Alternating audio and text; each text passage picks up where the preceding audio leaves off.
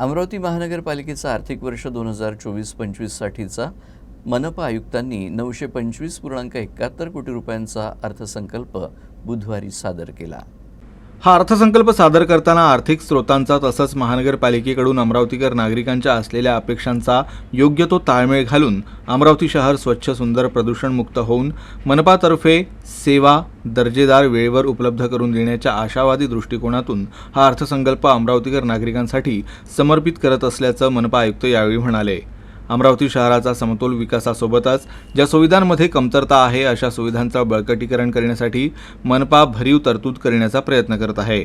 अमरावती शहरातील बगीचा विकास, ग्रीन जिमची सुविधा उपलब्ध करून देणे, खेळणी उपलब्ध करून देणे, बगीचांचं नूतनीकरण करणे, शहर प्रदूषणमुक्त करणे, शहरातील रस्ते विकास, चौरस्ते विकास, क्रीडा साहित्य उपलब्ध करणे, क्रीडांगणांचा विकास, झोपडपट्टी विकास, ऐतिहासिक वारसा असलेल्या पराकोटाचं सौंदर्यीकरण, अग्निशमन बळकटीकरण, नवीन अग्निशामक केंद्र तयार करणे, सार्वजनिक शौचालय उभारणे, अधिकारी कर्मचारी यांच्या वेतन आयोगाचा थकबाकी देणे इत्यादींसाठी भरीव तरतुदी अंदाजपत्रकात करण्यात आल्या आहेत।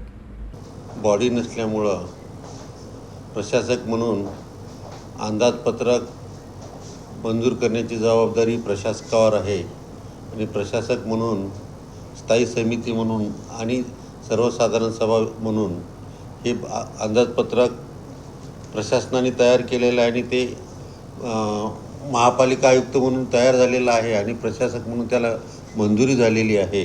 या बजेटची वैशिष्ट्यपूर्ण असं बजेट आहे की यामध्ये साधारणपणे 925 कोटी रुपयाचं हे बजेट आहे। यामध्ये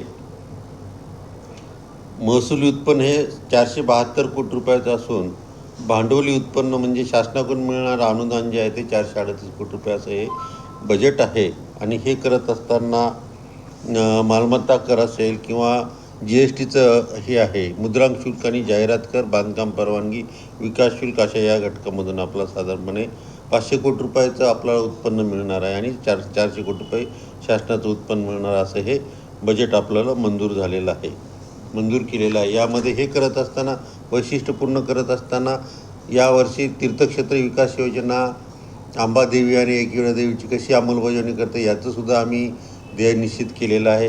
हे करत असताना पर्यटनची बाब आपल्या शहरामध्ये नाही आहे म्हणून शिवटेकडी, भीमटेकडी, वडवली तलाव आणि छत्री तलाव या ठिकाणी विकास करण्यासाठीचं पर्यटन करावं आणि हे फक्त शहरातील नागरिक नाही तर या ठिकाणी आपल्याला चिखलदरासारखं पर्यटन स्थळ आहे त्या ठिकाणी येणाऱ्या नागरिकांनासुद्धा हे चांगलं वाटावं। या अमरावती शहरात आल्यानंतर त्यांनीसुद्धा या पर्यटनाचा लाभ घ्यावा अशा पद्धतीनं नियोजन करून विकसित करण्याचं प्रयोजन केलेलं आहे।